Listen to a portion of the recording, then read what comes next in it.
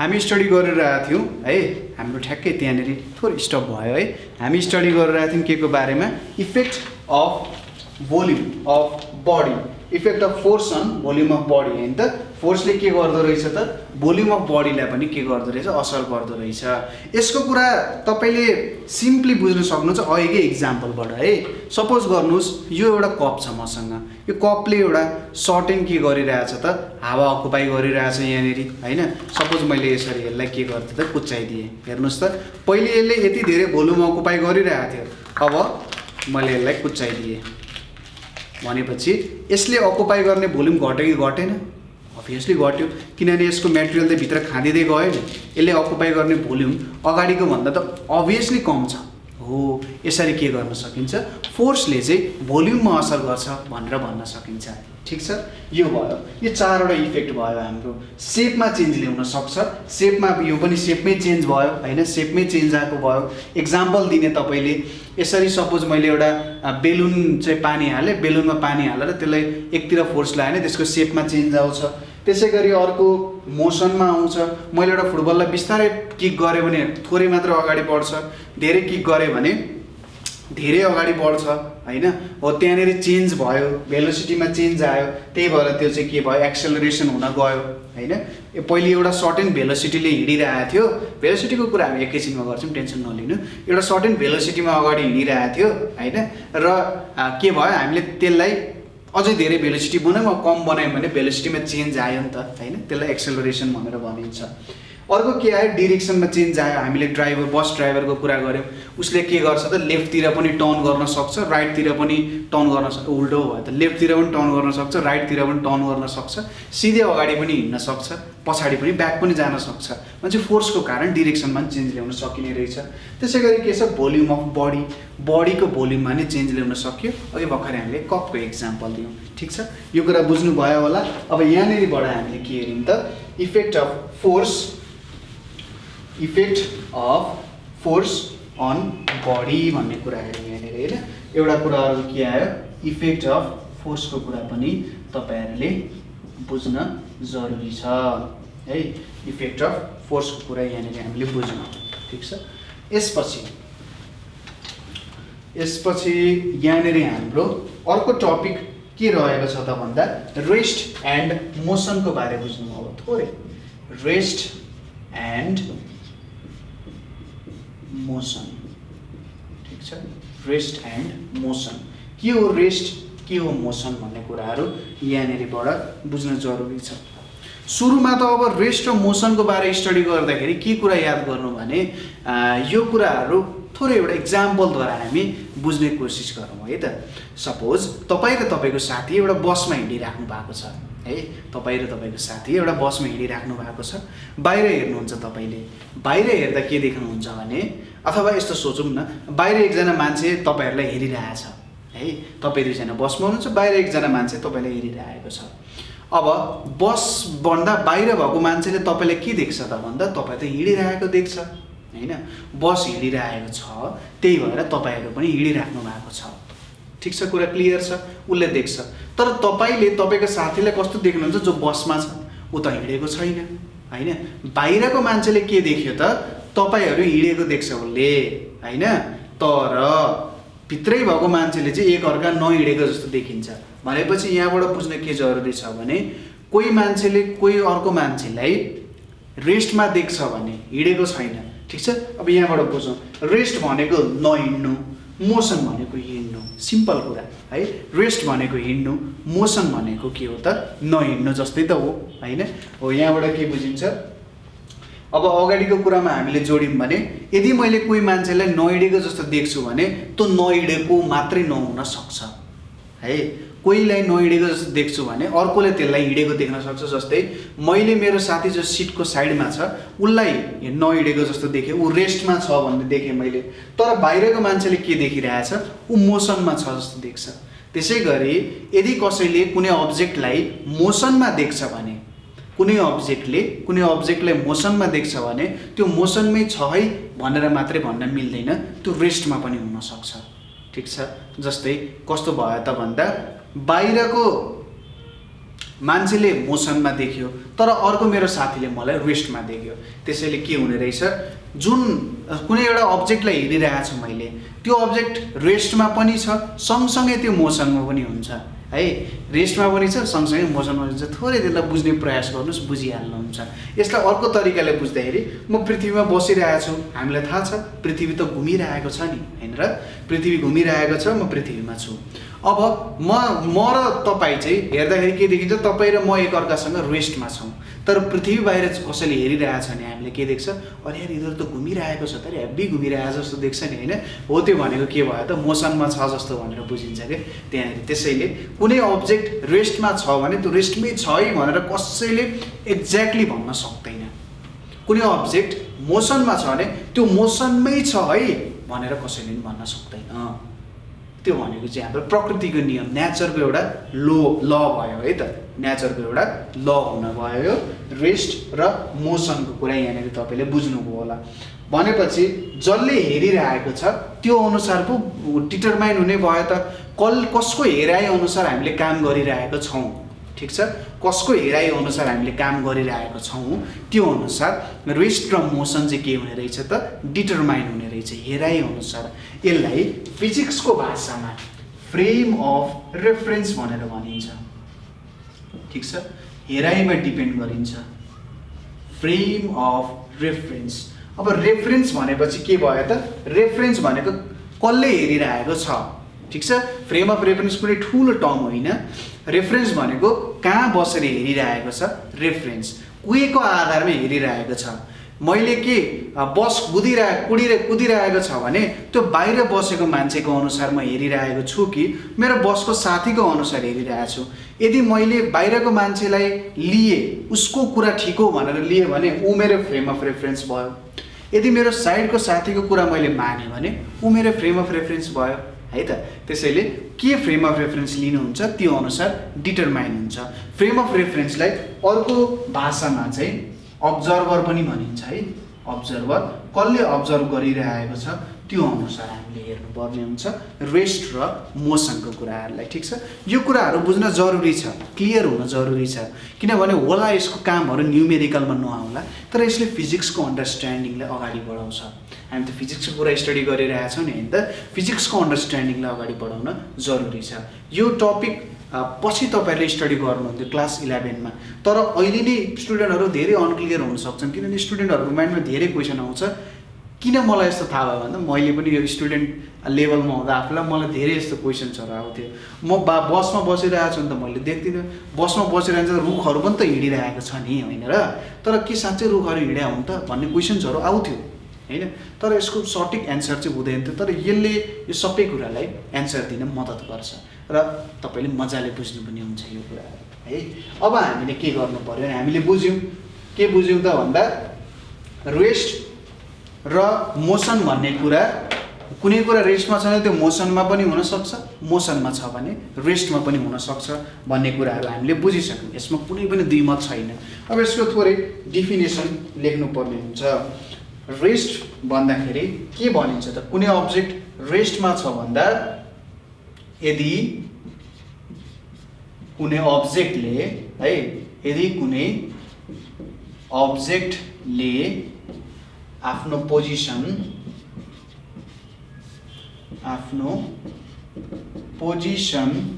With respect to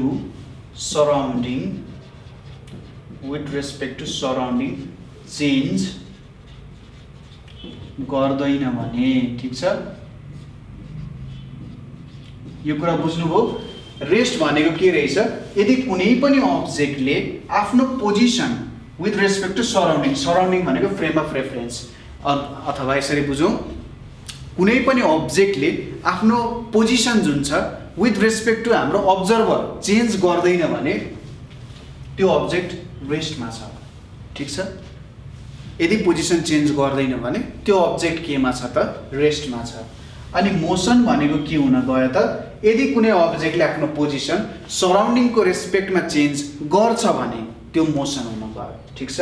change गर्छ भने motion भयो, चेन्ज गर्दैन भने त्यो कुरा नै के हुन गयो त, रेस्ट हुन गयो, ठिक छ। त्यसैले तपाईले अर्को कुरा के बुझ्न जरुरी छ भने यहाँनेरि रेस्ट र मोसनलाई डिफाइन गर्ने है। रेस्ट एन्ड मोसनलाई कसरी डिफाइन गर्न सकिन्छ यो कुराहरु पनि तपाईहरुले बुझाउनु पर्ने हुन्छ। कसरी केलाई रेस्ट भन्ने, केलाई मोसन भन्ने हैन, यो कुराहरु के हुन्, कसरी बुझाउन सकिन्छ हो, यो कुराहरु तपाईहरुले बुझ्न जरुरी छ। ठिक छ। हो यो कुराहरु यहाँनेरि आउँछ। अब फोर्सले के गर्न सक्छ त, यो कुरा पनि बुझ्न जरुरी छ। फोर्सले के गर्ने भयो, फोर्सले रेस्टलाई मोसन पनि बनाउन सक्छ, फोर्सले मोसनलाई रेस्ट पनि बनाउन सक्छ। एउटा सिम्पल एक्जाम्पल लिनु यसको लागि, सपोज हाम्रो पुरानै बसै ठिक छ नि है, बस अगाडि हिँडिरहेको छ, बच्चा ठ्याक्क अगाडि आयो, के गर्नु पर्यो, ड्राइभरले ब्रेक लाउँछ। ब्रेक लाउँदाखेरि हिँडिरहेको अब्जेक्ट के भयो, रेस्टमा आयो ज्याप्प। कसको अनुसार, जो बाहिर बसेर हेरिरहेको छ हैन, के भयो त, हिँडिरहेको गाडी ज्याप्प रेस्टमा आयो भनेपछि मोसनमा भएको अब्जेक्ट रेस्टमा आयो। फोर्सले त्यो काम गर्न सक्छ। अब त्यो अब्जेक्ट कटिसकेपछि त ड्राइभरले फेरि रेस्टमा आएको अब्जेक्टलाई मोसनमा लान्छ नि त, अगाडि हिँडाउँछ नि त, गाडी पोजिसन चेन्ज गराउँछ नि त। हो यो भनेको के भयो त, रेस्टमा भएको अब्जेक्ट पनि केमा हुने भयो, मोसनमा हुने भयो हैन।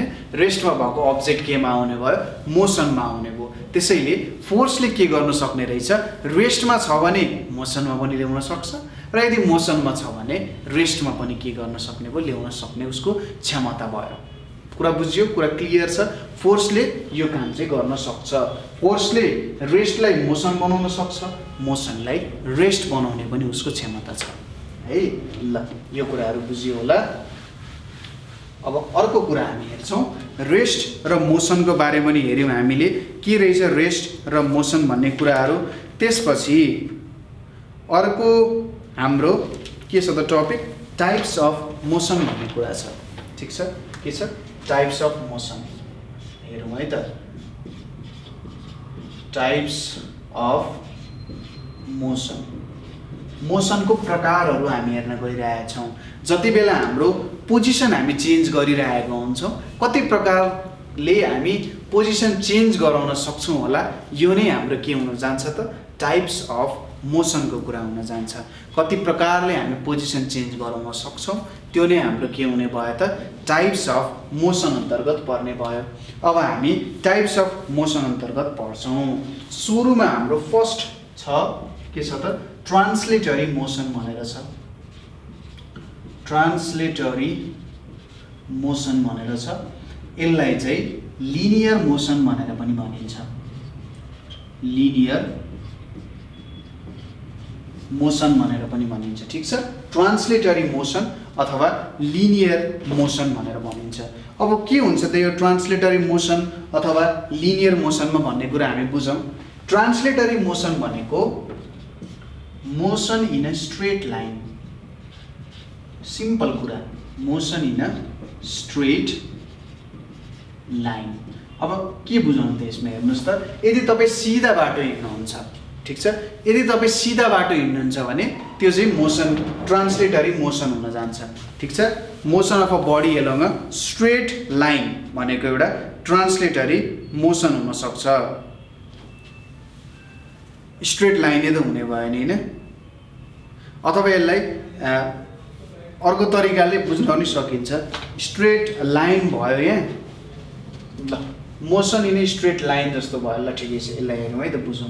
अब लाइन भनेको यस्तो सिधा पनि हुन सक्छ है, यस्तो सिधा लाइन पनि हुन सक्छ, यस्तो खालको यतातिर पनि त जान सकिने, यो पनि लाइनै हो हैन, यो पनि के हो त, लाइनै हो। हेर्नुस् है, यो एउटा कर्भड लाइन भन्छ यसलाई, लाइनै हो, यो कर्भड लाइन हो। ठीक छ, यहाँ मैले के भन्नु पर्यो, मोसन इन अ लाइन भन्नु पर्यो। मोसन इन अ लाइनलाई चाहिँ के भनिन्छ त, ट्रान्सलेटरी मोसन भनेर भनिन्छ। यो एउटा कर्भड लाइन हुने भयो, यो एउटा स्ट्रेट लाइन हुने भयो। कुरा क्लियर छ। मोसन इन अ लाइन, कुनै एउटा लाइनमा मोसन हुन्छ नि, ट्रान्सलेटरी मोसन हुन्छ। र दुई प्रकारको लाइन हुन्छ हामीसँग, एउटा कर्भड लाइन हुन्छ, एउटा स्ट्रेट लाइन हुन्छ। अब यदि मेरो मोसन चाहिँ एउटा स्ट्रेट लाइनमा छ, ठीक छ, यदि मेरो मोसन एउटा स्ट्रेट लाइनमा छ भने यस्तो खालको मोसनलाई म रेक्टिलिनियर मोसन भनेर भन्छु। रेक्टिलिनियर मोसन भनेर भन्छु। ठीक छ, यदि मेरो मोसन स्ट्रेट लाइनमा छ भने रेक्टिलिनियर हुन्छ, र यदि मेरो मोसन कर्व्ड लाइनमा छ भने यसलाई म के भन्छु कर्भिलिनियर मोसन भनेर भन्छु। ठीक छ, कुरा क्लियर छ। फेरि एकचोटि म भन्छु मोसन भनेको के हो, पोजिसन चेन्ज गर्नु। ट्रान्सलेटरी मोसन भनेको के हो, यदि मेरो मोसन एउटा लाइनमा भइरहेको छ भने त्यो भनेको एउटा ट्रान्सलेटरी मोसन हुन्छ। ट्रान्सलेटरी मोसनमा यदि मेरो मोसन चाहिँ एउटा स्ट्रेट लाइनमा भइरहेको छ भने त्यसलाई म के भन्छु त रेक्टिलिनियर मोसन भनेर भन्छु। र यदि मेरो कर्भ लाइनमा मोसन भइरहेको छ भने त्यसलाई म कर्भिलिनियर मोसन भनेर भन्न सक्छु। ठीक छ, रेक्टिलिनियर र कर्भिलिनियर दुई प्रकारको मोसन हुने भयो। र मोसन एलोङ अ लाइन अथवा तपाईँहरूले लेख्दाखेरि motion along a straight line भनेर यसलाई लेख्नु भयो भने पनि तपाईँको काम हुन्छ। ठीक छ, यदि कुरा बुझ्यो। डस्टर है, डस्टर खोजिरहेको थिएँ। कर्भिलिनियर मोसन र रेक्टिलिनियर मोसन हुने भयो। ठीक छ, यो पहिलो प्रकारको हाम्रो मोसन हुने भयो ट्रान्सलेटरी मोसन। त्यसपछि अर्को प्रकारको मोसन छ मेरो सर्कुलर मोसन। सर्कुलर मोसन, यदि मेरो मोसन एउटा सर्कलमा हुन्छ भने मोसन इन ए सर्कल। ठीक छ, सर्कल त तपाईँलाई थाहा छँदैछ। यदि यो सर्कलमा म यसरी मोसन घुमिरहेको छु भने यस्तो खालको मोसनलाई चाहिँ सर्कुलर मोसन भन्छ। जस्तै तपाईँले रोटेपिङ खेल्नु भएको छ होला हैन, रोटेपिङ खेल्दाखेरि यसरी सर्कलमा घुमिरहेको हुन्छ नि, हो यसरी सर्कलमा मोसन हुनु, सर्कलमा चाहिँ पोजिसन चेन्ज गराउँदै गइराख्नु भएको छ भने त्यस्तो मोसनलाई हामी सर्कुलर मोसन भनिन्छ। त्यसैगरी कुनै अब्जेक्ट यसरी घुमाइराख्नु भएको छ होला, यसरी मैले यो अब्जेक्टलाई घुमाइरहेको छु नि, हेर्नुहोस् त यहाँदेखि यहाँ चेन्ज हुँदै हुँदै हुँदै पोजिसन चेन्ज हुँदै गइरहेको छ नि, पोजिसन चेन्ज हुँदै हुँदै हुँदै गइरहेको छ, तर सर्कलमा पोजिसन चेन्ज हुँदै गइरहेको छ। यस्तो खालको मोसनलाई हामी के भन्छौँ त सर्कुलर मोसन भनेर भन्न सक्छौँ।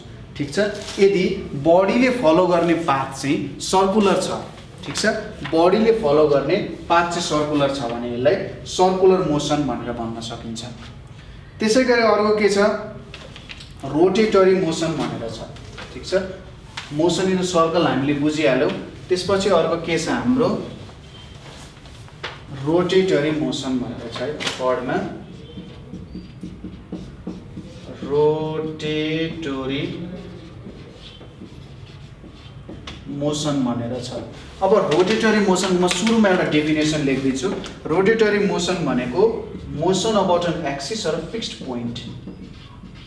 मोसन अबाउट एन एक्सिस और के त फिक्स्ड पोइन्ट भनेको के हुन जान्छ रोटेटरी मोसन हुन जान्छ। अब यहाँनिर हामीले बुझौँ एक्सिस अथवा फिक्स्ड पोइन्ट किन भनियो त भन्ने कुराहरू यहाँनिर आउन सक्छ हैन, र सर्कुलर मोसन भन्दा कस्तो भिन्नता छ भन्ने कुराहरू आउन सक्छ। जस्तै एक्सिस भनेको के हुन्छ भन्दाखेरि त्यही वरिपरि नै ऊ घुमिरहेको हुन्छ। ठीक छ, त्यो वरिपरि नै ऊ घुमिरहेको हुन्छ। जस्तै म यसरी वरिपरि घुमेँ, म यसरी घुमेँ भने म एउटा सर्टेन लाइन मबाट पास भइरहेको हुन्छ, सपोज गर्ने एउटा लाइन मबाट पास भइरहेको हुन्छ र त्यही लाइन वरिपरि नै म घुमिरहेको छु, त्यसलाई एक्सिस भन्न सकिन्छ। अथवा कुनै एउटा पोइन्टलाई मानेर ऊ वरिपरि घुमिरहेको छ भने त्यो पनि एउटा के हुन सक्छ रोटेटरी मोसन। जस्तै अर्थ पनि आफ्नो एउटा एक्सिसमा घुमिरहेको हुन्छ। सपोज यो मेरो अर्थ भयो भने उसको एउटा सर्टेन एक्सिस हुन्छ, यही एक्सिसकै वरिपरि ऊ चाहिँ के गर्ने गर्छ त घुम्ने काम गर्छ। तपाईँले यस्तो टप भन्ने कुरा घुमाउनु भएको छ नि, यस्तरी हान्दाखेरि घुमाउँछ नि, अथवा बेब्लेड घुमाउनु भयो होला, बेब्लेड घुम्दाखेरि पनि उसको बिचबाट एउटा सर्टेन लाइन पास हुन्छ र त्यही लाइन अथवा यसलाई एक्सिस भनेर भनिन्छ। त्यो एक्सिसकै वरिपरि ऊ चाहिँ घुम्ने काम गर्छ। त्यो एक्सिसभन्दा बाहिर ऊ कहिले पनि जान सक्दैन, घुम्न सक्दैन। यदि कुनै पनि अब्जेक्ट जुन रोटेटरी छ त्यो एक्सिसभन्दा बाहिर गयो भने त्यो अब्जेक्ट लड्छ। जस्तै तपाईँले त्यो बेब्लेड जुन घुमिरहेको छ त्यसलाई ठेलिदिनु भयो भने उसको एक्सिसभन्दा ऊ बाहिर जान्छ र ऊ अब्जेक्ट लड्न जान्छ क्या, हो त्यस्तो हुन्छ। ठिक छ, त्यो एउटा सर्टेन लाइन अनुसार घुमिरहन्छ। त्यो लाइनले के भन्छ भने त मभन्दा बाहिर गइस् भने त लड्छस् भनेर त्यो लाइनले बताउने हो। ठिक छ, त्यो भयो हाम्रो रोटेटरी मोसन। अथवा कुनै एउटा फिक्स्ड पोइन्ट अनुसार घुम्छ भने पनि त्यो पनि रोटेटरी मोसनै हुन जान्छ। जस्तै हाम्रो मोसन अफ अ टप, ठिक छ, हाम्रो टपको मोसन अघि मैले भने त्यो बेब्लेडकै जस्तो कुराहरू भयो। रोटेपिङको कुराहरू पनि यहाँनिर आउन जान्छ। जस्तै रोटेपिङ आफ्नै एक्सिसमा घुम्छ, ठीक छ। कसरी बुझ्नु पर्यो भने जुन मैले रोटेपिङको एक्जाम्पल दिएँ नि अघि सर्कुलर मोसनमा, रोटेपिङ त यस्तो खालको हुन्छ। रोटेपिङ यहाँनिर यसरी अडियाएको हुन्छ, यहाँनिर चाहिँ मान्छेहरू बसेर घुमिरहेको हुन्छन् है त। यहाँनिर के बुझ्नु पर्यो भने तपाईँले यो रोटेपिङको मोसन जुन छ नि, यो रोटेपिङको मोसन चाहिँ रोटेटरी मोसन हो, ठिक छ।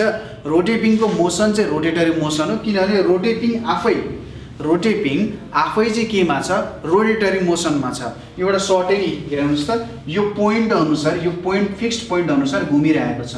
तर यहाँनिर जो मान्छेहरू छ नि, यो मान्छेहरूको चाहिँ सर्कुलर मोसनमा छ, किनभने यिनीहरू सर्टेन एक्सिस अनुसार घुमिरहेको छैन। यिनीहरू त्यहाँनिर त्यत्तिकै घुमिरहेको छ, सर्कलमा घुमिरहेको छ, कुनै सर्टेन एक्सिस छैन।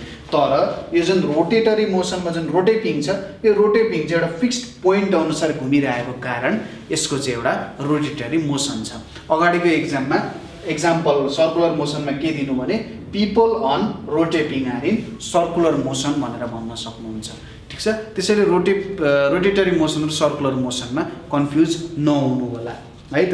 यति कुरा बुझ्नुभयो। त्यसपछि अर्को कुरा भनेको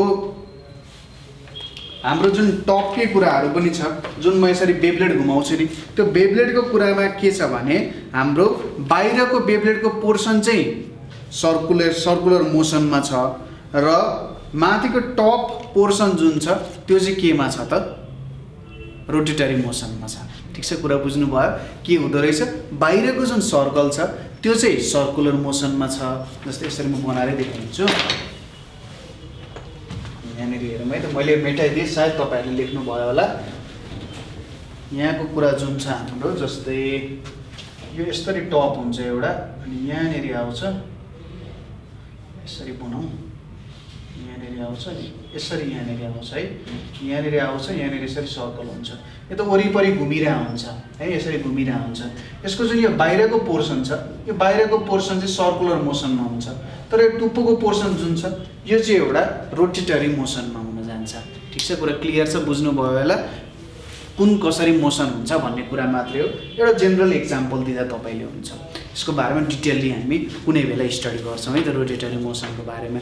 त्यसपछि पालो आउँछ हाम्रो ओसिलेटरी मोसनको। ओसिलेटरी मोसन हेर्नुहोस् है त, एकदम रमाइलो छ ओसिलेटरी मोसन। धेरै पढ्नुपर्छ, फिजिक्समा इन्ट्रेस्ट हुने स्टुडेन्टहरूले ओसिलेटरी मोसनको राम्रो कुराहरू पढ्न सक्नुहुन्छ। ओसिलेटरी मोसन हुन्छ। अब ओसिलेटरी मोसन र अर्को के हुन्छ, दुईटा हुन्छ। यहाँनिर ओसिलेटरी भित्र एउटा पिरियोडिक मोसन भन्ने कुरा पनि आउनु पर्ने हो, भाइब्रेटरी मोसन भन्ने कुराहरू पनि आउनु पर्ने हो हैन। त्यो ओसिलेटरी मोसन आउँछ, भाइब्रेटरी मोसन आउँछ, पिरियोडिक मोसन भन्ने कुरा नि आउँछ। तर अहिले यति नै पढौँ। ओसिलेटरी मोसन भनेको कस्तो हुन्छ, जस्तै तपाईँले पेन्डुलम वाला घडी देख्नु भएको छ होला नि। पेन्डुलम वाला घडीमा के हुन्छ, त्यो मुनिको यस्तो डल्लो हुन्छ, यो डल्लो एकछिनमा यहाँ पुग्छ, फेरि त्यसपछि हिँड्दै हिँड्दै यहाँ पुग्छ, यहाँबाट यहाँ हिँड्छ, त्यसपछि फेरि यहाँ हिँडेर यहाँ पुग्छ, फेरि यहाँ पनि आइपुग्छ नि। ओसिलेटरी मोसनले के भन्छ भने कुनै अब्जेक्ट सपोज फेरि जुन पोजिसनबाट हिँड्यो फेरि त्यही पोजिसनमा फर्केर आउँछ। सपोज मैले यो पोजिसनबाट स्टार्ट गरेँ, यसरी यो बडी हिँड्यो, फेरि आफ्नै पोजिसनमा फर्क्यो भने त्यस्तोलाई ओसिलेटरी मोसन भन्छ, ठिक छ। कुनै बडी एउटा सर्टेन पोइन्टदेखि स्टार्ट भयो त्यसको मोसन र केही समयपछि फेरि त्यही पोइन्टमा फर्क्यो भने त्यस्तो प्रकारको मोसनलाई चाहिँ ओसिलेटरी मोसन भनेर भनिन्छ। आफ्नै पोजिसनमा फेरि फर्किनुलाई चाहिँ ओसिलेटरी मोसन भनेर भनिन्छ, ठिक छ। यसलाई चाहिँ पिरियोडिक भनेर भनिन्छ, ठिक छ। पिरियोडिक भनेको के हो त भन्दा आफ्नै पोजिसनमा फेरि फर्किनेलाई चाहिँ पिरियोडिक भनेर भनिन्छ। Periodically moving forward and backward, ठिक छ। Periodically moving forward and backward. Periodically moving forward and backward भनेको यही पोजिसनमा आइपुग्छ। अब यो फरवर्ड आइपुग्यो, यसरी हेर्नुहोस् त, यहाँनिरबाट सपोज यो पोजिसनबाट स्टार्ट भयो, फरवर्ड गयो, फेरि के आउँछ, यसरी ब्याकवर्ड आउँछ। त्यही पोजिसनमा आउनु भनेको यो चाहिँ पिरियोडिकल्ली मुभिङ फरवर्ड एन्ड ब्याकवर्ड। आफ्नो पोजिसनबाट फरवर्ड गयो, यता फरवर्ड गयो, फेरि आफ्नै पोजिसनमा ब्याकवर्ड फर्कियो, हो यसलाई पिरियडिक मोसन भनिन्छ। पिरियडिक भनेपछि केही समयपछि रिपिट भइराख्ने। जस्तै अर्थको रोटेसन पनि एउटा पिरियडिक मोसनै हुन जान्छ है, ओसिलेटरी नभनौँ पिरियडिक चाहिँ हो। पिरियडिक भनेको सर्टेन टाइमपछि आफ्नै पोजिसनमा फर्किनेलाई पिरियडिक भनेर भनिन्छ। ओसिलेटरको अरू धेरै कुराहरू छन्। अब फास्ट ओसिलेटरी मोसन भनेको यो एकदमै छिटो यसरी फरवर्ड ब्याकवर्ड भइरहेछ भने यस्तोलाई चाहिँ भाइब्रेटरी मोसन भनेर भनिन्छ।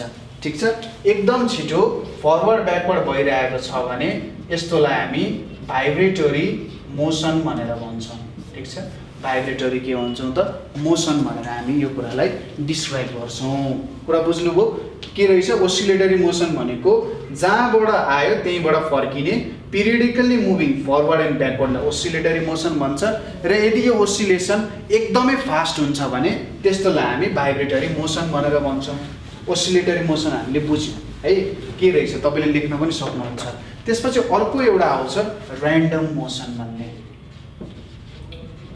Random motion. अब ऱ्यान्डम मोसन भनेको के हो?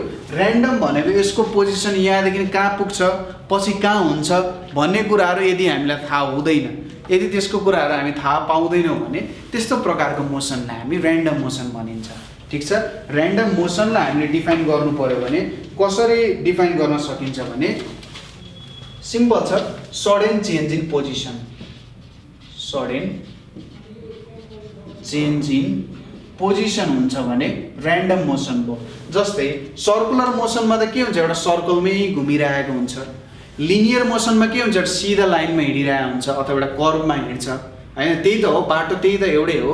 ओसिलेटरीमा फेरि फरवर्ड जान्छ ब्याकवर्ड आउँछ, त्यही भयो। तर ऱ्यान्डममा सपोज तपाईँ यहाँबाट यहाँ पुग्नुभयो, अब यहाँबाट तपाईँ एकैचोटि हिँडेर यसरी हिँडेर यहाँ पुग्नुभयो, फेरि यहाँ पुग्नुभयो, फेरि यता आउनुभयो, फेरि यता आउनुभयो, यसरी जिगज्याग तरिकाले हिँड्नुभयो भने तपाईँको सडन चेन्ज इन पोजिसन भयो। कतिखेर कहाँ पुग्नुहुन्छ भन्ने कुरा नै थाहा हुँदैन भने त्यस्तो मोसनलाई चाहिँ हामीले ऱ्यान्डम मोसन भनेर भन्छौँ। ठिक छ, कुरा क्लियर छ, बुझ्नुभयो? हामीले रोटेटरी मोसनहरू हेऱ्यौँ, थोरै रोटेटरी बुझ्नु अप्ठ्यारो भयो होला, तर ठिकै छ, तपाईँले यसको थोरै एनिमेसन्सहरू हेर्नुभयो भने सजिलैसँग रोटेटरी मोसन्सहरू पनि बुझ्न सक्नुहुन्छ है त। यहाँनिर हामीले के स्टडी गऱ्यौँ, टाइप्स अफ मोसनको बारेमा पनि स्टडी गऱ्यौँ।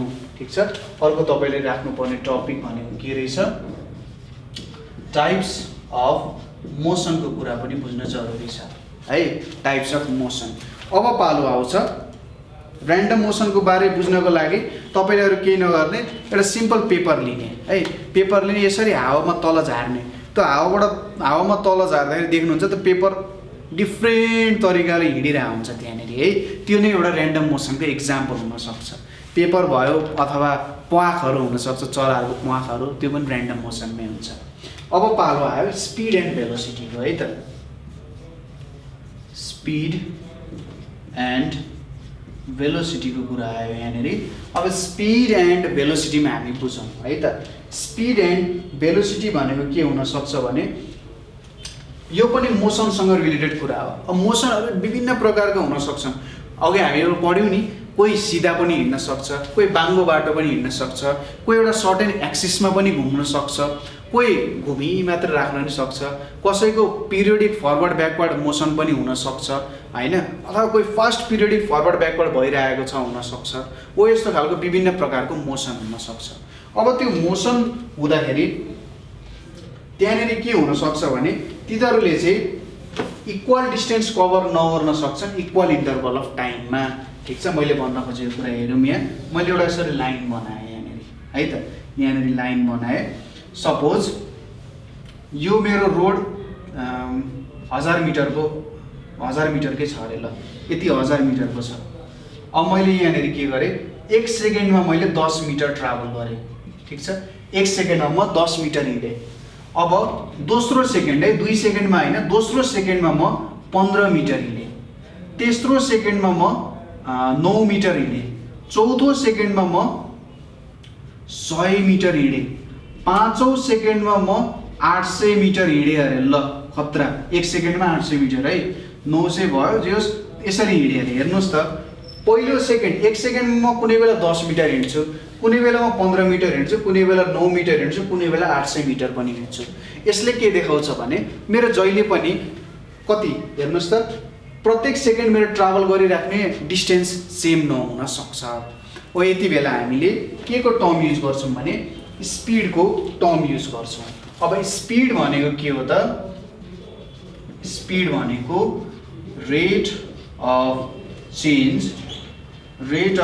चेन्ज इन डिस्टेन्स कभर्ड हैन rate of change in distance कभर्डलाई चाहिँ हामी के भन्छौं त स्पिड भनेर भन्छौं। अब यो डिस्टेन्स कभर्डको टर्मिनोलोजी पढ्नको लागि हामीले भेक्टर्स र स्केलर्सको बारे जान्नु पर्ने हुन्छ। त्यसलाई खासै अहिले मतलब नगरौँ है। डिस्टेन्स कभर्ड भन्ने कुरा आउँछ अनि डिस्प्लेसमेन्टको कुराहरू आउँछ है त। अब यहाँनेरि आयो एउटा कुरा रेटको कुरा आयो है त। अब रेटको कुरा बुझ्ने बित्तिकै के बुझ्नु पर्यो यहाँ रेट भनेको पैसाको रेट होइन यहाँनेरि के आउँछ टाइमको कुरा आउँछ है। के को कुरा आउँछ टाइमको कुरा आउँछ। अब यहाँनेरि हेर्नुस् है त यहाँनेरि पहिलो सेकेन्डमा म 10 मिटर हिँडेँ दोस्रो सेकेन्डमा म 15 मिटर हिँडेँ तेस्रो सेकेन्डमा म 9 मिटर हिँडेँ हैन। यसरी अब मैले के गर्छु भने ल अब मैले एउटा सर यहाँनेरि बनाइसकेँ है त। सर बनाएर मैले के गरेँ जम्मा जम्मी 1000 मिटर हिँड्नको लागि हिँड्न त म 1000 मिटर हिँडे हो कति सेकेन्ड लाग्यो होला त भनेर टेन्टेटिभ रूपमा हेर्दा मलाई 10 सेकेन्ड लाग्यो रे है। यसरी मैले एक एक सेकेन्ड जोड्दै जोड्दै जोड्दै जोड्दै जोड्दै गएँ। यो पनि 1 सेकेन्डै हो यो पनि 1 सेकेन्डै हो 1 सेकेन्ड हैन। 1000 मिटर हिँड्नको लागि मलाई 10 सेकेन्ड लाग्यो रे। अब स्पिडले यहाँनेरि के गर्ने भयो त भन्दा rate of change in distance covered भनिरहेछ नि।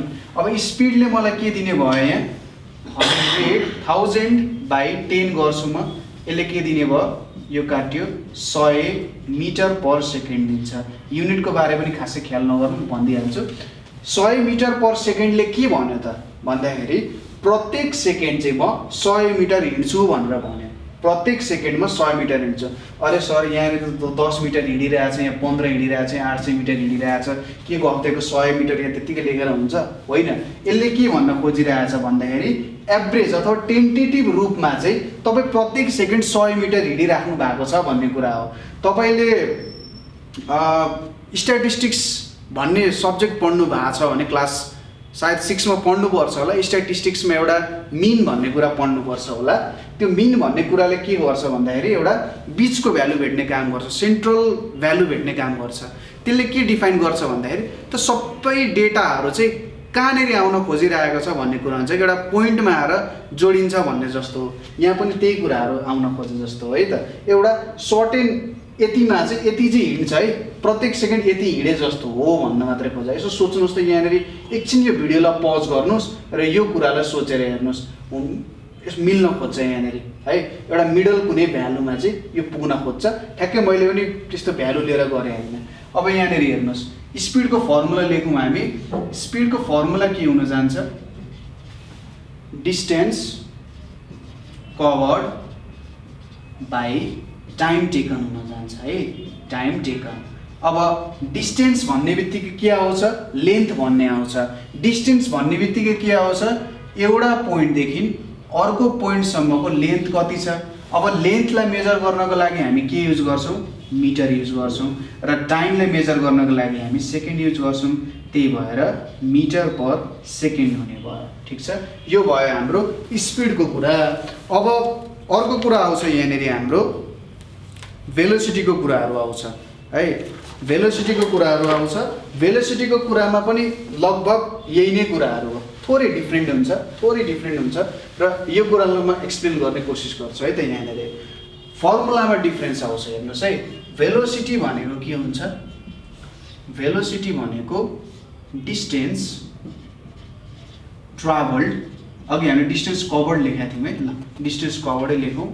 डिस्टेन्स कभर्ड इन ए स्ट्रेटलाई एसटी डट लेखेँ मैले straight line divided by time taken. ठिक छ distance covered in straight line divided by time taken. अघि तपाईँले स्पिडको फर्मुलामा ख्याल गर्नु। यहाँनिर स्पिडको फर्मुला पनि लेखिदिन्छु म। स्पिड भनेको के थियो हाम्रो distance covered by time taken भनेर थियो है त। अब यहाँनिर हामीले के लेख्यौँ एउटा स्ट्रेट लाइनमा छ एउटा जस्तो भए पनि गर्न सकिन्छ भन्ने जस्तो कुराहरू भयो है त। अब यहाँनिर भेलोसिटी भनेको जहिले पनि हामी स्ट्रेट लाइनमै नाप्छौँ भन्ने कुरा बुझ्नु है त। भेलोसिटी भनेको हामी जहिले पनि स्ट्रेट लाइनमा नाप्ने काम गर्छौँ। किन सर किन स्ट्रेट लाइनमा नाप्नु पर्यो भन्दा यो एउटा भेक्टर क्वान्टिटी हो। भेक्टर क्वान्टिटी भनेको के हो भन्दाखेरि त्यसको एउटा सर्टेन म्याग्निट्युड हुन्छ, एउटा सर्टेन डिरेक्सन हुन्छ। त्यसको बारे हामी कुनै अर्को भिडियोमा कुरा गर्नुपर्ने हुन्छ। तर यति बुझ्नु सहिलेको लागि कि भेलोसिटी भनेको जहिले पनि एउटा सर्टेन स्ट्रेट लाइनमा नाप्ने काम गरिन्छ र स्पिड भनेको हामी जस्तो बाटोमा पनि नाप्छौँ। सपोज यो दुईटा पोइन्ट छ, यहाँबाट यहाँ आउने यहाँबाट यहाँ आउने डिफ्रेन्ट बाटो हुनसक्छ।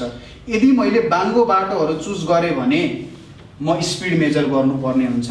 यदि यहाँदेखि यहाँसम्म मेजर गरेँ भने मैले के युज गर्नुपर्ने हुन्छ, भेलोसिटी युज गर्नुपर्ने हुन्छ। क्वेसन के होला सर के स्ट्रेट बाटोमा चाहिँ स्पिड मेजर गर्न सकिँदैन? सकिन्छ, स्पिड त्यहाँ पनि मेजर गर्न सकिन्छ। तर त्यति बेला के हुन्छ, भेलोसिटी र स्पिड चाहिँ इक्वल हुन्छ है। त्यति बेला भेलोसिटी र स्पिड इक्वल हुन्छ यो पोइन्टबाट यो पोइन्टसम्म यदि तपाईँ जानुभयो भने। ठिक छ, यति नै कुरा हो स्पिड र भेलोसिटी सम्बन्धी कुराहरू। र यसरी हामीले हाम्रो च्याप्टर 2 फोर्सको थ्योरी सकेका छौँ।